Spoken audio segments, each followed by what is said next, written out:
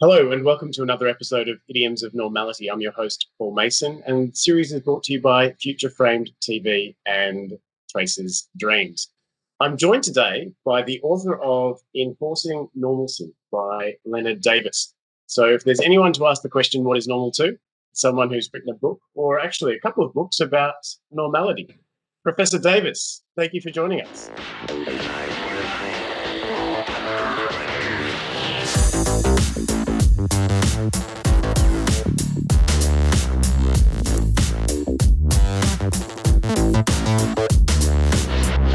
Thanks, glad to be here. Enforcing Normalcy is one of a few books you've written. The End of Normal is your most recent book. I actually have a few more after that, but in terms of normality, that we could talk about those two. There are a few more. So before I jump in with the first question, what is normal? May I ask you what brought you to this question of normality and what perspectives and experiences you bring to unpacking normalcy? Yeah, I guess the founding experience of my life was that my parents were both deaf. And I grew up in a deaf family speaking sign language. And so I think when you grow up in it's a different culture, it's a different world, that immediately raises questions for you about what is normal and what is not normal, and how your normal is different from the normal of other people. So, like somebody who essentially grew up in a bicultural deaf world, initially I found that completely normal. But then as I got older and I went to college, I kind of wanted to leave that behind. I left home when I was 16 and never really went back. And so in college, I never really talked to people about deafness and my upbringing. But then I had a dissertation director. I had two dissertations directors. One was Edward Said. You may have heard of him. And he was a professor at Columbia and best known for his book Orientalism. And my other professor was Stephen Marcus, who is a Victorianist. And I was writing my dissertation on the origins of the English novel. So nothing to do with this. But I remember that, Said's work was very important to me. And I wrote a couple of books on history of the novel, theory of the novel. And then somewhere in the 1990s, early 1990s, I went to a conference. I was doing a lot of journalism, and there was a conference of children of deaf adults, this group that I heard about, and it seemed kind of weird. So I thought I would write something for the New York Times Sunday magazine section. And I flew down to Austin, Texas, and I went to this conference and kind of had this awakening in my 40s that this was a culture that I actually was very much a part of, and I hadn't really left it. So I decided to write an academic book first about deafness, and I wanted to do what Edward Said had done for the Middle East in his book Orientalism, but I wanted to do that for disability, first the deafness, but then I got into disability by and large. And so I wanted to look at disability not as a thing in itself necessarily, but as a socially constructed, the way that Said wrote a book about how the East was seen by the West in a particular way, in a kind of stereotypical way, if you want to say that, in a genre-like way. And he called that Orientalism. So I was interested in trying to write that about disability and deafness. And so I started researching it, and I came upon this really interesting fact, which no one, to my knowledge, had known up to that point. And that was that the word normal was relatively recent in European. And it turns out that the word normal all over the world really spread from its use in the UK and the US to other places. And what I found out that the word normal kind of enters English around 1850, which is unusual because it's such an important word. And the fact that it comes in so late raised sort of really interesting questions.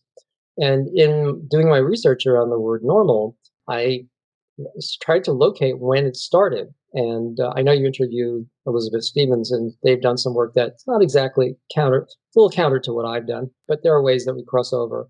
And what I basically found was that the first people who were using the word normal, aside from the usage where it was used for schools, so there were something called normal schools, which were schools that for teachers who were going to teach children.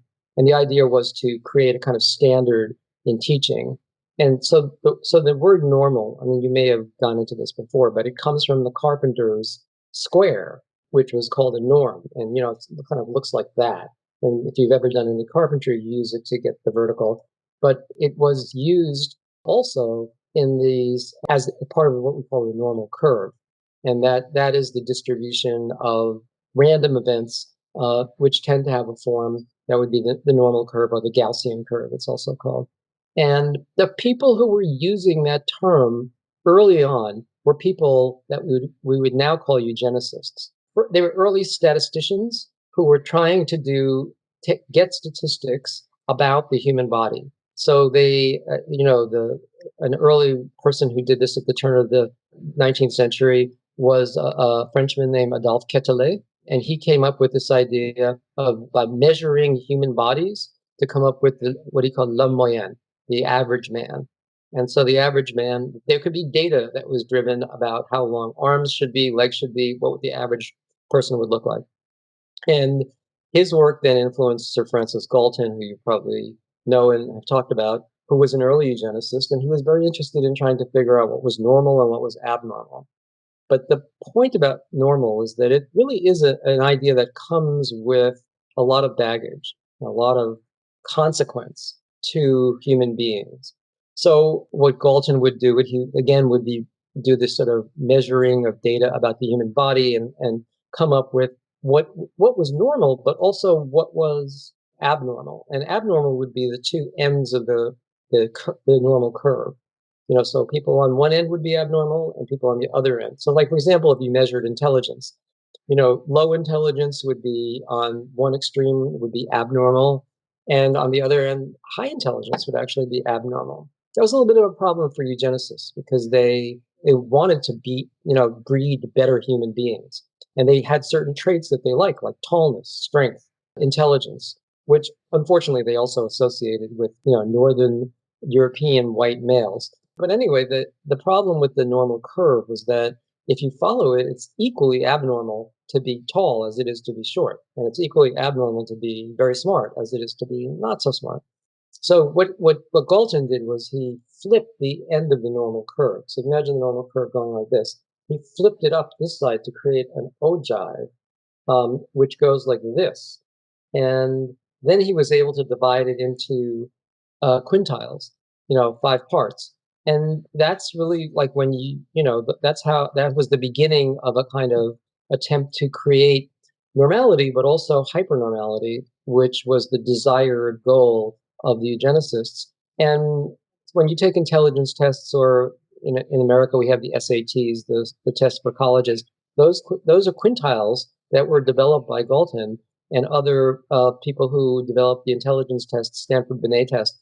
They use that principle to map, let's say, human intelligence or achievement and so on. And the goal for the eugenicists was to create if you want to say more normal, a hypernormal world. Because the problem with normality for you is that it's kind of mediocrity. I mean, in other words, for eugenicists, if you wanted to build bigger, better, smarter, more productive human beings, actually being in the middle of the curve is actually kind of mediocre. So that's a kind of problem of the idea of normality. One thing I think that's really interesting, and we've already ventured into the territory of unpacking what is normal, so I'm just going to keep going, is by and large, we've thrown away eugenics. We realize that it's racist, it's a system of thinking that is flawed, and yet the ideas that have been forwarded by many of the eugenicists, Francis Galton, Adolphe Quetelet, Karl Pearson, those ideas have still lived on in society. And to the point that the terms that they came up with, normal, standard deviation, etc., they have become so popular in mainstream society. So if I was to tweak my question a little bit, what is normal? Could I ask, what is normal today? I would like to sort of just give a little nuance to what you very rightly said, which is that, I mean, you said we've gotten rid of eugenics, but we sort of haven't. And I think that's an important point because, as you know, you probably know that the center that Pearson started and was called the Center for Eugenics after the Nazis came in and kind of gave eugenics a bad name. They changed the name of the center, which is still there in Cold Springs Harbor, New York, to the Center for Genetics. So the word eugenics morphed into genetics, and genetics is with us today, right? Yes. And we still practice eugenics. We just do it in a different way. We practice it when couples select zygotes for pre-implantation, for when there's genetic counseling, when people have to make a decision about whether to abort a fetus or not. I mean, those are real eugenic decisions that now are thrust on the individual rather than like the scientists. And it's a kind of difficult, unfortunate thing. But what is normal today? So I think there's a couple of answers to that. One is that most of us don't go for, I mean, if you're a teenager, your goal is to be normal, even though your goal seems to be out there or nerd or whatever, but you're looking for a cohort to be normal with. I think normal is very powerful, and I often say to people it's hegemonic. I mean, it there's so much that we do in our daily lives, and I'm thinking of like philosophers like Foucault who talk about self-regulation and how a discourse can shape human behavior. And it's done willingly. It's done on the level of micro distribution of power. So for something like, think about how much time you spend going to the gym, buying self-care products, the way you look, what you do, all is an attempt to kind of fit into some kind of category of normality. And I recently gave a lecture in Poland, which was very exciting. Disability studies is kind of catching on there. A lot of people came to this lecture, and a lot of young people. And I basically said to them, do a thought experiment. Like in the next 24 hours, think about, try to imagine that the word normal doesn't exist because it's entered all of the European languages and in the form of the word normal. But it's just sort of in Polish and French and wherever. But just imagine that it doesn't exist, and if you start thinking about like you wanting to use it, just don't. And it's always a very striking thing that when I say that it affects people because I think it's still very operative. I think people live in a fear of deviating from some kind of norm. That said, I wrote this book, The End of Normal, and in my argument in that book, if I can reduce it to something really short, is that normal had its sway, its hegemonic sway, for a good 100 years or so, but that now normal is less important in most of the world, and the word that's replaced normal is diverse. So we no longer have that kind of hegemony of being normal, but we do have this hegemony of being of diversity. And diversity kind of seems to argue against normality. It says like we're not looking for a norm. We don't think that, being the dominant white male and with all of the characteristics assigned to that person is what we want. We like this idea of diversity. So in a way, we're at the end of normal. Diversity has replaced normal. And I think there's problems with the idea of diversity, which I talk about in the book. However, the two areas where normal still holds sway is in regard to disability and in regard to poverty. Or let's say, people who are poor, who are have on some levels homeless, abject, and so on. That their normalcy still holds sway. People want to have normal bodies. They want to have normal health. They want to have normal blood pressure and cholesterol. In the medical world, normal still holds. And in terms of the distribution of money, people don't want to be poor. They don't want to be homeless. They want to fit somewhere in the middle. I mean, some people would like to, of course, be in the 1% or the 2%. But I think that generally people want to have that kind of middle class existing. Before I go to the next question, I'd like to unpack some jargon for some of the listeners. When you talk about the hegemony of normality, what? Sorry, I'm not a professor. No, I Yeah, know, but how could we describe hegemony of normality in a way that describes the power relations that? yeah, it's a good question. So, I mean, the idea of hegemony is that something has power over you or a domain or something. There's an overriding power that affects you, that makes you subject to that power. And I think I mentioned Foucault, and you could talk about Althusser and some other theoreticians. But just to bring it simply, this kind of power is different than the old kind of power. But the old kind of power was, you didn't listen to the king dragged you off and had you beheaded. That's like the old style power. The new style power that comes up in the 19th century is this power that's related to knowledge. When there begins to be these bodies of knowledge about being human, there begins to be professions like psychiatry, like medicine, like being an English professor. There are bodies of knowledge, and those bodies of knowledge have power. to get, and you kind of conform to them, not because you're forced. No one's going to cut your head off. It's more, it's like the way that Dante describes the souls in hell who are going to hell. And he's surprised when he sees them that they're rushing to hell. No one's pushing them. They're not being forced. They're rushing into hell because it's part of what they have wanted their whole lives in a way. Their life has led them to hell. And so you could say in a certain kind of way that that this idea of a kind of hegemonic power of something like normality is that we're agreeing to it. We do it every day. We kindly show our children why it's a good idea for them to do it. We suggest it to each other. I mean, when we interact with each other on the street, the first thing that we say to each other is, "How are you?" That's the first thing that we say to each other.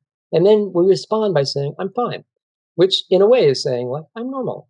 And then if we say, like, "Well, I'm not feeling so good." "Oh, well, what is it?" And then people want to know how you deviated from the standard of happiness. Maybe you're depressed, or your standard of, you may not have money, you may not have a home, whatever it is. People want to suggest to you, well, it might be better if you tried this. We're all helping each other to fit into this kind of, and we're doing it willingly. No one's compelling us. It's funny though, because I mean, simultaneously we are compelled and propelled to be normal, and to compel and propel others to be normal. So, if I'm understanding correctly, it's this internal impulse that we also project onto the people Right. around us as much as we. The point would be that to say it's internal kind of naturalizes it. I mean, I think from my point of view, it's easier to understand it as something eh, that we're intuiting and willingly agreeing to a power structure that's around us that we can't see, but we know it's there, and we have a feeling that it's good. We have a feeling there's something good about it. I mean, just think about yourself. I don't know about yourself, but like, think about how much time people spend going to the gym. Nobody really wants to go to the gym. I mean, people basically want to lie in bed, and watch TV. But we go to the gym because we feel it's good for us. How do we know it's good for us? Well, there's a body of evidence. Is it evidence, or is it whatever? It changes every 5 years about what is actually. Now it turns out you just need 4 seconds of activity, intense activity, adding up to 1 minute, and that'll do it. But that, it's over time, or nutrition, or sexuality, or wherever. We're asking each other, we're trying to find out, like, what do I need to do to be healthy, to be, Yeah. and in the medical realm, healthy means normal. Outside medicine and outside economics, you mentioned that diversity, or the discourse of diversity, is in some way challenging and perhaps replacing the discourse of normality and the hegemony of Right. normality. This is a really interesting point. I want to learn more about it. How is diversity becoming the new power structure? Well, let me take it back a second. So my idea is, like, when I discovered that normal was a new word, I was trying to figure out, like, well, what would the world look like if before that? Like, if we just didn't have the word normal, what words would we have? And I was at a conference with Elizabeth Stevens, and which was sort of a celebration of their book. But we spent a lot of time talking about that. They have a whole different view of what came before. And some people have said, well, types, or could be a kind of neuron. But my feeling was that probably before the idea of the normal. So the reason normal is hegemonic is because there's an imperative to be normal, right? But let's say you didn't have the concept of normal. So before that, I would say you'd have the concept of the ideal, and the ideal would be something unattainable, like, we'd have the idea of the king, or we'd have the idea of Jesus, and trying to be like God. No, everyone knows you're never going to be like God. You're always going to be below the ideal. So the idea is, like, how close can you kind of get to the ideal? That's much more loose than the idea of normal, which demands that you conform to a specific thing. So let's say there was a period of time before normal when there was a kind of relaxing. You're never going to be ideal. No one was ever going to be like God. No one's ever going to be like Jesus. So, like, yeah, you do the best you can. Then normal has a kind of a strictness to it. Then let's say we get an idea of, and normal is very tied up with racism, right? Because the scientific racism was all tied up with eugenics, and the idea is like white male Northern Europeans were they were the ones who the standard by which everyone who was an immigrant or a person of color or women would fall below and would be degenerate or would come from degenerate stock or whatever you wanted to say. So, but then, now in the last 10, 15 years, the word diversity has come in. And the idea of diversity is that we're all different. Everybody's different. There's neurodiversity, there's, diversity of cultures. One isn't better than the other. So with the idea of normal, one is better than the other. But with the idea of diversity, no particular culture is better than the other. We're all different, and therefore, and here's the weakness for me in the argument about diversity. We're all different, therefore we're all the same. So we're all the same because we're all different. I mean, that's sort of the ideal of the diversity paradigm. In other words, diversity makes us equal, therefore the same. You look puzzled. What I'm trying to say is that it's brilliant what you're saying. I mean, I'm puzzled because of the flawed thinking behind that. So here's the thing that's sort of interesting about diversity. And I'm partly, my colleague Walter Ben Michaels has written a book called The Problem with Diversity. And I take a little bit from what he wrote, but I'm also talking about it differently. But the problem with the idea of diversity is that if we're all different, therefore that's what makes us the same. There's a kind of like, what does that even mean, right? So let's say there's a utopia that we're imagining where all discrimination ends and that we just accept that everyone's diverse and there's no difference. So if we get to the point where there's no difference, then there's no diversity. So do you understand? Like the telos of that argument is to reach a point where there's no difference. If you have no difference, then you have no diversity. So it's a sort of self-negating kind of concept. It's a good concept as long as you don't think too hard about it. I'm propelled to think in so many different directions when you say that. And I realize now that when you're talking about the discourse of diversity, there is very much the idea that we're all different and so we're all equal. And that is sort of slipped in under, I don't want to say under the table, but it slipped in there with the diversity discourse. And by suggesting that we're all equal, it perhaps doesn't actually address the inequalities between different groups. It doesn't address the way in which people have different abilities, different knowledges, different ontologies, different epistemologies, and recognize that there is inherent value that actually changes according to different cultural groups or according to the different discourses in each diverse mob, if I can use that word. Right. And sort of, I mean, that's a good point. And so, one of the things we were suspicious of in our era is universalism, right? And universalism can often dovetail with a kind of colonialism, imperialism, or globalism that erases difference. But there is something in the idea of diversity that does that. It implies one model for the entire world.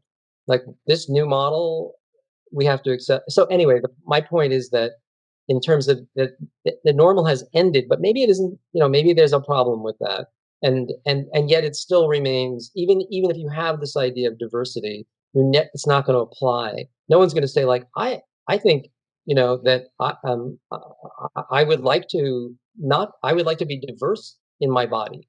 I would like to, maybe skin color can be diverse, but not blood pressure, not having cancer, not being diabetic. I mean, those are things like, no, I'm not for diversity on that level. And I think it's true also, and maybe we'll change about this, about the issue about disability, is that people, I mean, our paradigms about intersectionality are interesting and liberating, but they tend not to include the same groups. In the same way that diversity doesn't, intersectionality doesn't really include people with disabilities. It doesn't really include people who are poor, who are comatose, who are, homeless. It might have, the tiniest bit of lip service toward that, but it doesn't really include those people because they don't fit neatly into the paradigm, right? Like intersectionality sort of celebrates difference. But would you celebrate, no one ever celebrates cancer. Nobody celebrates homelessness. Nobody celebrates, in general. And that's why there's still discrimination. very strong, I think, discrimination against people with disabilities because they don't There's, really fit into the paradigm. and there's still very strong normalizing impulse in many different sectors to give those people a home, to cure the person of the ailment, to there's this impulse to correct the deviation still in Right. so many spheres. And And important what I you work said. in literature and film and so on, and so that's where you really see that in terms of narratives.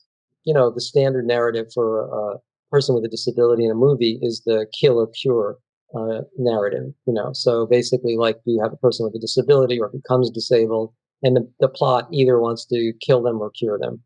And there's very few movies. It's changing, I would say, but it's changing. But there are very few movies in which we don't see something like that in the narrative. Or you can think of narrative as a form of normalizing.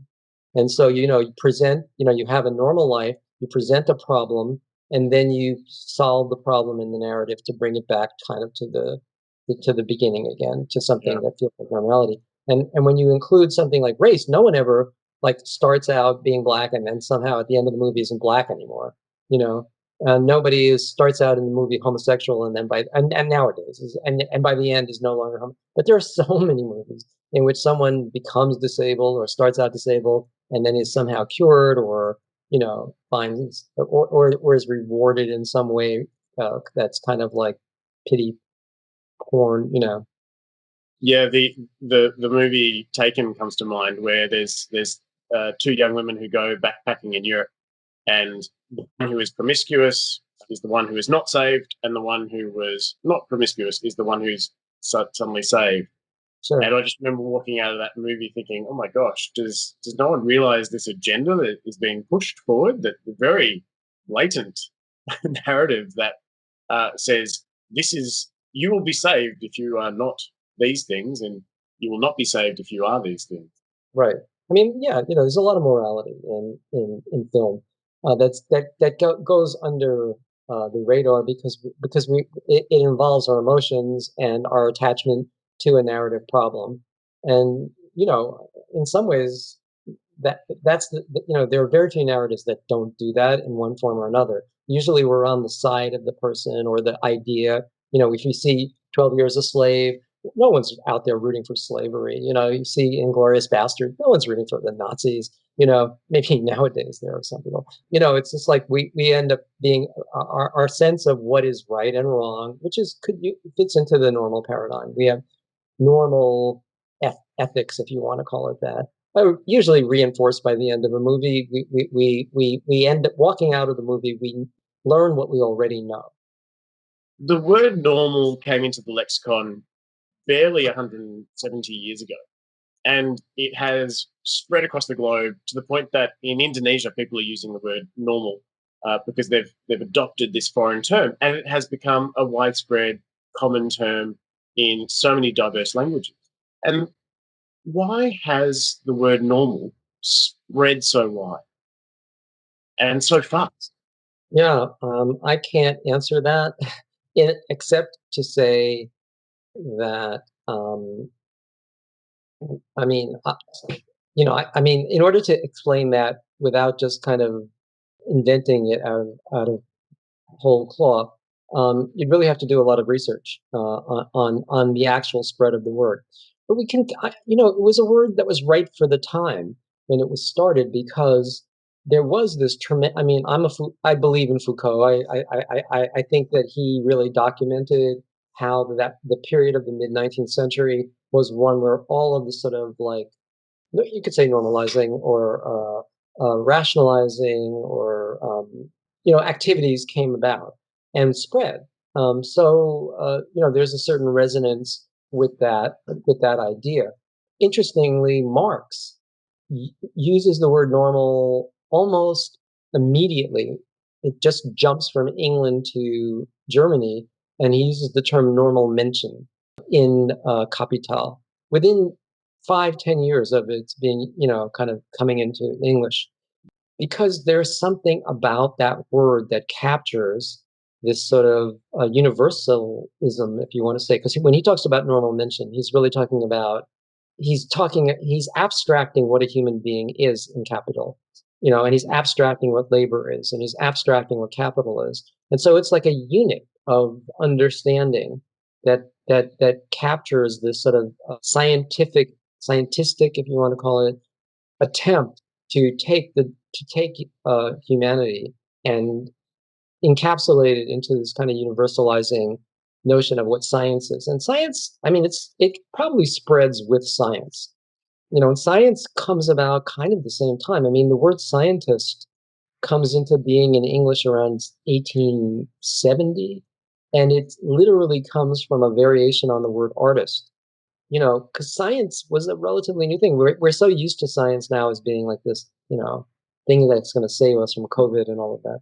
But at the time, there's great skepticism around it, and there wasn't a very strong sense of what science was.